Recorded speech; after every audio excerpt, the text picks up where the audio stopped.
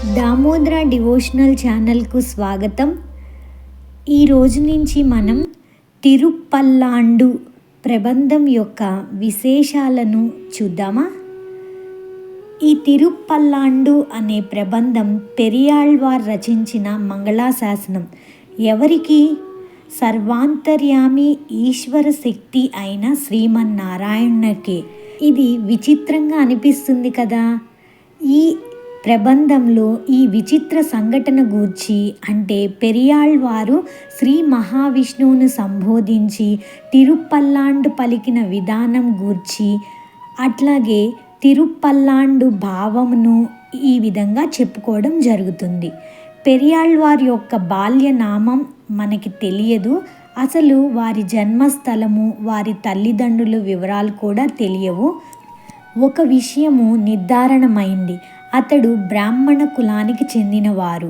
బాల్యంనే 12 సంవత్సరాల వయస్సులోనే శ్రీవిల్లిపుత్తూరు చేరి అక్కడ శ్రీకృష్ణాలయంలోనూ దానికి సంబంధించిన ఉద్యానవనంలోనూ తన నివాస స్థానంను చేసుకొని ఎల్లప్పుడూ భగవన్నామ సంకీర్తనం చేసుకుంటూ ఆనందంగా గడుపుతూ ఉండేవారు.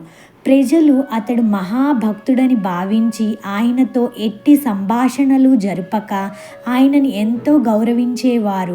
ఆయన ఎల్లప్పుడూ ఏకాంతంగా కాలం గడుపుతూ ఉండేవారు. ఇతని మనస్సు బాల్యం నుండి విష్ణువుపై ఎల్లప్పుడూ లగ్నమై ఉన్నందున ఇతనికి విష్ణు చిత్తుడు అనే పేరు వచ్చింది అని చెప్తూ ఉంటారు. అతనిని అందరూ ద్విజకుల తిలకం అంటూ ఉండేవాడు. తర్వాత అనన్యమైనటువంటి ఆయన భక్తి భావమున అతనికి పెరియాళ్వార్ అనే పేరు వచ్చింది. వీనికి సంబంధించిన వివరాలు ఈ ప్రబంధంలోనే మనం చూసుకుందాం. పెరియాళ్వారు విష్ణు రథాంశమున అవతరించిన వారని భక్తులు భావిస్తూ ఉంటారు. అంటే విష్ణువు యొక్క రథం అంశంగా జన్మించిన వారు అని చెప్పి భావిస్తూ ఉండేవారు.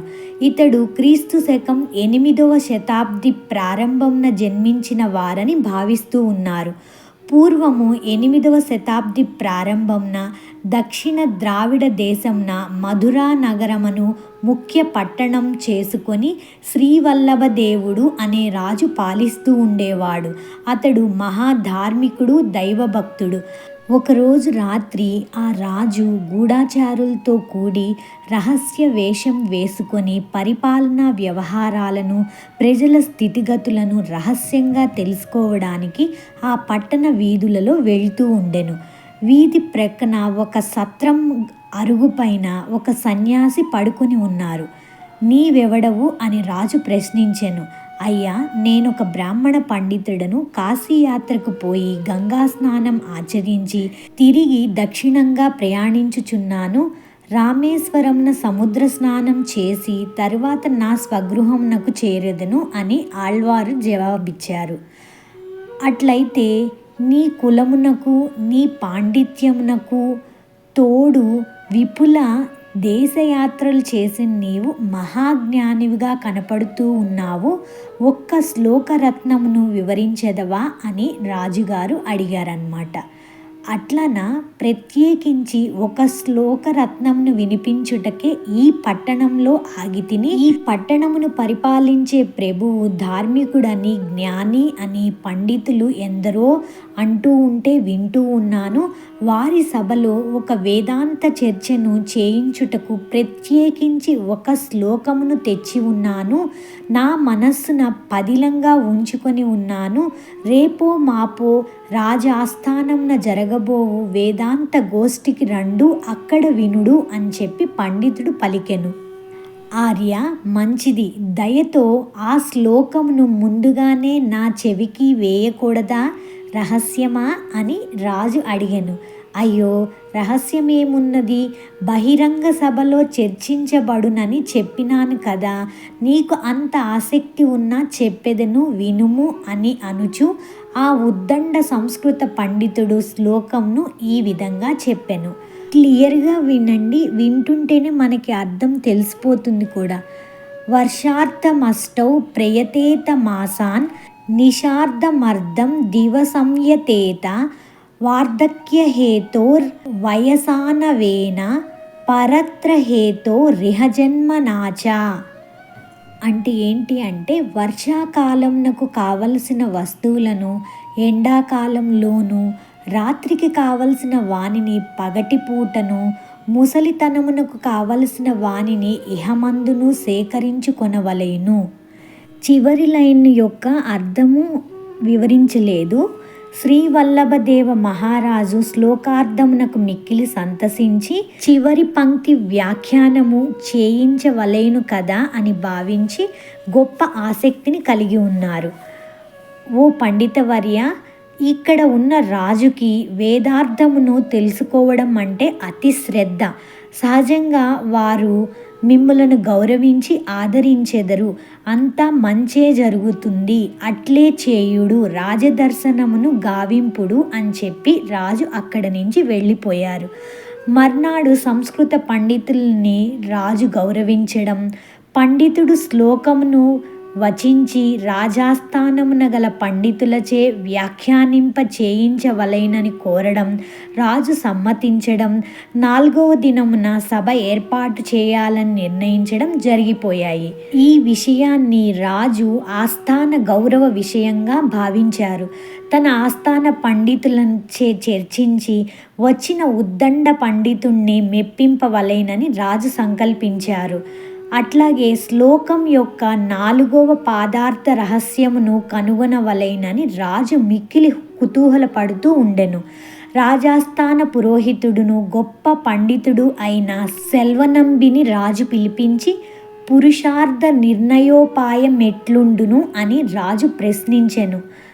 దానికి ధర్మార్థ సమయం ప్రమాణం అన్నట్లు ధర్మజ్ఞులైన పెద్దల సమావేశపరచి వేదార్థ నిర్ణయం బొనర్చి దానివల్ల పురుషార్థ నిర్ణయంను జరుపవలసి ఉండును అని సెల్వనంబి విన్నవించారన్నమాట.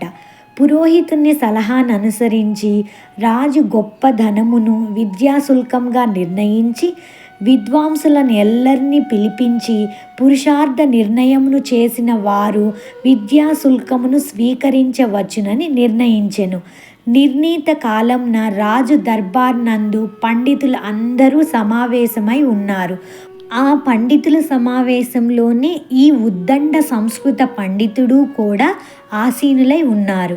ఈ సభ ప్రారంభమవడానికి ముందు ఇంకొక సన్నివేశం జరిగింది. అదేంటి అంటే సెల్వనంబి రాజుగారితో ఇలా విన్నవించుకున్నారన్నమాట. రాజా, సత్యార్థ నిర్ణయమునకు కేవలం విద్యా నిపుణత, తర్క కౌశలము అన్నవి చాలవు. మహానుభావుడైన భక్తునకే సత్యము వశమై ఉండును. నాకు అనిపిస్తుంది ఈ విషయంను నిర్ణయింపగలిగిన వారు మన ఆస్థాన పండితులలో ఎవ్వరూ లేరు అని, నేను కూడా చెప్పలేను అని వినయపూర్వకంగా చెప్పారు. అలాగే ఇంకా ఏం చెప్తున్నారు అంటే మన శ్రీవిల్లిపుత్తూర్ శ్రీకృష్ణాలయ ప్రాంగణమున నివసించుచున్న ఒక యువ భక్త శిఖామణి ఈ సత్య నిర్ణయమునకు తగిన వాడని నా అంతర్వాణి పలుకుతూ ఉంది అని చెప్పారన్నమాట. రాజు ఆ యువభక్తుణ్ణి పిలిపించారు. అతడు రాజుతో, ప్రభు, నేను పండితుడిని కాను, తర్కవేత్తను కాను, ఏదో భక్తిభావమున దైవనామ సంకీర్తనం అన్నది చేసుకుంటూ ఉన్నాను అని పలికారు. అందుకు రాజదంపతులు ఏకకంఠంలో, భక్త శిఖామణి, సత్య నిర్ణయము నీ వలననే జరుగగలదు అని మా నమ్మకము. నీ సహకారమున రాజాస్థాన గౌరవం నిల్చునని మా విశ్వాసము. తప్పక ఈ పండిత గోష్ఠి యందు పాల్గొనుడు అని అభ్యర్థించారు. బాలభక్తుడు సవినయంగా ఆసీనుడై ఉండెను. సెల్వనంబి ప్రోత్సాహంన రాజు తనను ఆహ్వానించెననియు ఇక జరగవలసిందల్లా ఆ శ్రీకృష్ణుని భారమని బాలభక్తుడు నిర్ణయించుకొనెను. చర్చ ప్రారంభించు సమయమాసన్నమైనది. సంస్కృత ఉద్దండ పండితుడు రాజ ఆస్థానములో ఉండి తన శ్లోక రత్నమును బిగ్గరగా చదివెను. పండితులందరూ ఒకరి ముఖం ఒకరు చూసుకుంటూ ఉన్నారు. కొంతసేపటి వరకు ఎవరి నోట్లో నుంచి మాట కూడా రాలేదు. నిశ్శబ్దంగా విద్యాగోష్ఠులందరూ ఓటమినే సూచించినట్లుగా ఉన్నది. ఇప్పట్లో ఏ పండితుడైనను రాజు వేలెత్తి చూపి చర్చింపండి అని చెప్పి అడిగితే చచ్చిన పాముని మరలా కర్రతో మోదినట్లవుతుంది. సానుభూతి సంస్కారం కల రాజు అట్లా చేయునా? ఎటూ తోచక రాజు పురోహితుడైన సెల్వనంబి వైపు చూడగా సెల్వనంబి ఆ బాలభక్తుని వైపు చూసెను. వెంటనే ప్రభువు బిగ్గరగా ప్రేమయుక్తంగా, బాలభక్త శిఖామణి, ఇక తమరు ఈ విషయమును చర్చించి పురుషార్థమును నిర్ణయింపుడు అని పలికెను. రాజుగారు అలా మాట్లాడగానే భక్తియుక్తంగా బాలభక్తుడు నిలబడెను. అతడు ప్రభాత సూర్యుని వలె వెలుగొందుతూ ఉన్నారు. మాట్లాడడానికి ఉపక్రమించుచున్నాడు. ఎలాగా అంటే పోలిక చెప్తున్నారు. భగవానుల అనుగ్రహమున వాల్మీకి రామాయణంను రచించిన విధంగా శ్రీ మహావిష్ణువు పాంచజన్య స్పర్శచే ధ్రువుడు సర్వజ్ఞుడైన విధంగా శ్రీ నృసింహుని కరుణా కటాక్షంతో ప్రహ్లాదుడు ఉత్సాహంతో నారాయణుని స్తుతించినట్లుగా వటపత్ర సాయి శ్రీకృష్ణుని అనుగ్రహమున విష్ణు చిత్తుడు అయిన ఆ బాల పండితుడు పవిత్రమైన తన పెదవిని విప్పి ఉపన్యసించడానికి ప్రారంభించారు. అతడు పరమార్థమును గూర్చి, పురుషార్థ ప్రాప్తిని గూర్చి, సకల వేదాంత తాత్పర్యమును సాక్షాత్కరింపచేసి ప్రతిపాదింపగా అందరూ ఆశ్చర్యచకితులై ఉన్నారు. ఉద్దండ పండితుడు రాజుతో, ఈ భక్త శిఖామణి అపర సరస్వతి, స్వాచార్యుడు, సర్వజ్ఞుడుగా కనపడుతున్నాడు.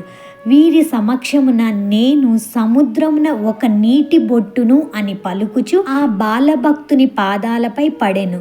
రాజు పరమానందంతో ఏదైతే విద్యాశుల్క ధనము అని అన్నారో దానిని బాలభక్తునికి ఇవ్వబోతుంటే, రాజా, నేను సర్వసంగ పరిత్యాగిని, శ్రీమన్నారాయణ పాద యుగ్మ రుగ్మము నా వశమై ఉన్నది, ఈ నాణెముల మూట నాకేలా అని బాలభక్తుడనెను. అలా బాలభక్తుడు ఆ విద్యాశుల్కమును తిరస్కరించేశారు కదా, అందుకు రాజు ఇలా ప్రార్థిస్తున్నారన్నమాట.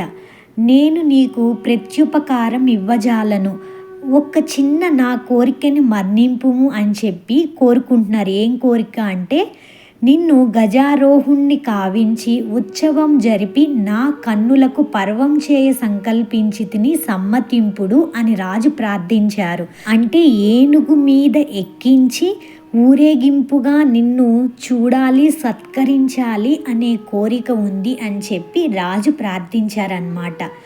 బాలభక్త శిఖామణి యొక్క గజారోహణ మహోత్సవము గంభీరంగా, వైభవోపేతంగా అసంఖ్యాక ప్రజా బృందం సందర్శించుచుండగా రాజు వీధులందు సాగిపోతూ ఉండగా రాజదంపతులు, పండితులు, మంత్రులు, ఉన్నత ఉద్యోగులు అందరూ కూడా ఆ గజానికి ఇరువైపులా కూడా నడుస్తూ ఉన్నారు. ఇది అంతా కూడా తిరుమల తిరుపతి దేవస్థానం వారి ప్రబంధాలలో నుంచి సేకరించినదండి.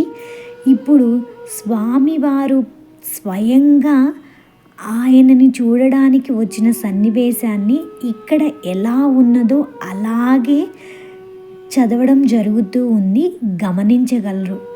మహాభక్తుడైన బాలభక్త శిఖామణి ఇది అంతయు దైవమాయ అని తలచుచు విష్ణు సంశ్లేష భావమున తనకెదురుగా ఆకాశమున కుమారుని వైభవమును తల్లిదండ్రులు చూచి ఆనందించు తెరగున లక్ష్మీనారాయణులు అనంతాది ఊరి జనులతోనూ బ్రహ్మాది సమస్త దేవ బృందముతోనూ వేంచేసియున్నట్లు పరమానందంతో అతడు భక్తి పారవస్యమున తిరుపల్లాండు గానము చేసెను.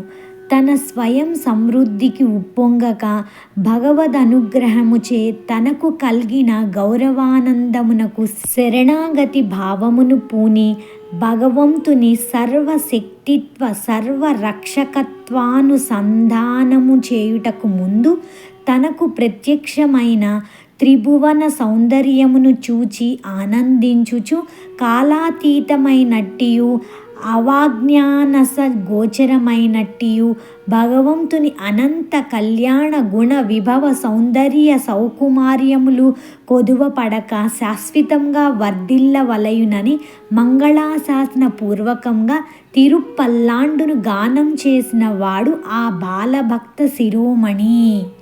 విపులంగా చెప్పాలి అంటే గజంపై ఎక్కి ఊరేగిస్తున్న ఆ బాలభక్తుణ్ణి చూడడానికి స్వయంగా శ్రీమన్నారాయణుడే లక్ష్మీ సమేతుడై గరుత్మంతుని మీద ఎక్కి అందరితో కలిసి సర్వ బృందంతో కలిసి ఆ భక్తుణ్ణి చూడడానికి ఆకాశంలో వేంచేసి ఉన్నారన్నమాట. ఆయన్ని చూసిన ఆ బాలభక్తుడు, అయ్యో స్వామి, నువ్వు ఇక్కడికి వేంచేసావేమిటి? నీకు పల్లాండు నువ్వు చల్లగా ఉండాలి, నీ కళ్యాణ గుణ విభవ సౌందర్య సౌకుమార్యాలు చూసి ఎవ్వరూ దిష్టి పెట్టకూడదు అంటూ మంగళాశాసనం చేశారు అని చెప్పవచ్చు. అటువంటి ఆ విష్ణు సంశ్లేష భావమునకు ఆనందించిన శ్రీ వల్లభదేవ మహారాజు బాలభక్త శిరోమణిని ఆలింగనం చేసుకొని, ఆలింగనం అంటే హక్ చేసుకొని కౌగిలించుకొని, నీవు విష్ణు చిత్తుడవు అని పలికారు. అప్పటి నుంచి ఆ భక్త శిరోమణి విష్ణు చిత్తుడు, ద్విజకుల తిలక అనే నామధేయాలతో పిలువబడుతూ ఉన్నారు. తర్వాత చాలా కాలంనకు విష్ణు చిత్తునకు ఎవరు దొరికారు? అయోనిజ అయిన బాలిక తులసీవనంలో దొరకడం, ఆమెకు గోదాదేవి అనే నామకరణం చేయడం జరిగింది. గోదాదేవి విష్ణు సంశ్లేష భావమున పెరిగి పెరిగి పెద్దదై మహాభక్తురాలై పండితురాలై అగుటం వలన ఆమె శ్రీరంగనాథున్నే వలచి పరిణయమాడి స్వామిలో ఐక్యమవడం జరిగింది. అలాగే గోదాదేవి ఆండాళ్ అను నామధేయంన ఒక ఆళ్వారుగా ప్రబంధములలో వెలుగొందడం జరిగింది. తిరుప్పావై ప్రబంధమును రచించినది ఆండాళ్లే కదా. ఈ సందర్భంగా తన కుమార్తె ఆండాళ్ వలచి స్వామియందైక్యమైనందున విష్ణు చిత్తుడు స్వామికే ఏమయ్యారు? మామగారయ్యారు. వల్లభదేవ మహారాజు ఇతర భక్తులు విష్ణు చిత్తుని పెరియాళ్వార్ అని పిలిచారు. అంటే పెరియాళ్వార్ అంటే ఆళ్వారందరిలో పెద్దవాడు అని భావం. పెరియాళ్వార్ను వైష్ణవ భక్తులు ఈ విధంగా స్తుతిస్తూ ఉంటారు. మిథునే స్వాతిజం విష్ణు రథాంసం ధన్వినః పురే ప్రపద్యే స్వసురం విష్ణోర్ విష్ణు చిత్తం పురశిఖం. అలాగే గురుముఖమనదిత్య ప్రాహ వేదానశేషాన్ నరపతి పరిక్లిప్తం శుల్కమాదాతు కామః స్వసురమమర వంద్యం రంగనాథస్య సాక్షాత్ ద్విజకుల తిలకం తం విష్ణు చిత్తం నమామి. ఈ శ్లోకము శ్రీ నాథమునుల వారిది. దీని తాత్పర్యం ఏంటి అంటే, ఏ పెరియాళ్వారు శ్రీవల్లభ దేవుడను రాజు చేత ఏర్పరుపబడిన శుల్కమును గ్రహించుటకై ఆచార్య సన్నిధిని అభ్యసింపకయే కొరతలేని వేద జ్ఞానమును ఉపన్యసించిరో, అంటే విష్ణు చిత్తుల వారు ఆ వేద జ్ఞానాన్ని ఆచార్యుని దగ్గర అభ్యసించలేదు. ఆయనకి స్వయంగా స్వహతాగానే అంతటి జ్ఞానం ఉన్నది అని చెప్తున్నారు. శ్రీరంగ నాయకులకు ప్రత్యక్షంగా మామగారైరో అంటే ఎవరు? కూతుర్ని ఆండాళ్ తాయార్ని ఎవరికిచ్చి పెళ్లి చేశారు? నారాయణకిచ్చి పెళ్లి చేశారు. అందుకే మామగారైరో. దేవతల చేత సైతము సేవింపదగిన వాడో ద్విజోత్తముడో ఈ పెరియాళ్వారునకు నమస్కారము సమర్పించుచున్నాను అని దీని యొక్క భావం. పెరియాళ్వార్ రచించిన తిరుప్పల్లాండు ప్రబంధంలో 12 పాసురాలు ఉంటాయి. తమిళ భాష తెలియని వాళ్ళు కూడా వారికున్న భక్తిభావంలో మొదటి పాసురమును పాడుకుంటూ ఉంటారు. అలాగే వైష్ణవ సాంప్రదాయంలందు మంగళహారతి ఇవ్వబడగానే తిరుప్పల్లాండు చదవబడుట భక్తులెరుగుదురు. ఏంటా పాసురం అండి? పల్లాండు పల్లాండు పల్లాయి రత్తాండు పలకోడి నూరాయిరం మల్లాండు తిన్నోన్ మణివన్నా ఉన్ సేవడి సెవ్వి తిరుక్కాప్పు. అంటే ఏంటి అంటే, మల్లుల జయించిన శ్యామసుందర అనేక సంవత్సరాలు, అనేక వేల సంవత్సరాలు, అనేక కోటి సంవత్సరముల కాలం వరకు, అంటే ఏంటి అంటే శాశ్వతంగా నీ యొక్క ఎర్ర తామరల వంటి పాద యుగ్మ సౌందర్యమునకు రక్ష కలుగుగాక అని దీని తాత్పర్యము. ఈ మొదటి పాసురం పల్లాండు పాసురం యొక్క పూర్తి వివరణ రాబోయే వీడియోలో చూద్దాము. అలాగే ఈ 12 తమిళ పాసురాల యొక్క పూర్తి వివరణ చెప్పడానికి ప్రయత్నం చేద్దాము. ఏమైనా తప్పులు దొర్లి ఉంటే అన్యదా భావించవద్దు, మానవ తప్పిదంగా క్షమించగలరు. సర్వం శ్రీకృష్ణార్పణమస్తు.